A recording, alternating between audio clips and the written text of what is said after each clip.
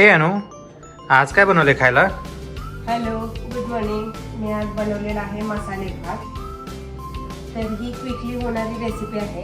तर मी यासाठी बटाटे, कांदा, टमॅटो आणि माझ्याकडे जे काही वांग वगैरे जे भाज्या होत्या एक्स्ट्रा, गाजर, ते मी कट करून घेतलं, ते धुवून घेतलं. त्यानंतर मग मी तेलाची फोडणी दिली, जिरं, मोहरी, कढीपत्ता याची फोडणी दिली आणि त्यामध्ये थोडंसं तांदूळ टाकून हा मी भात बनवला, मसाले भात.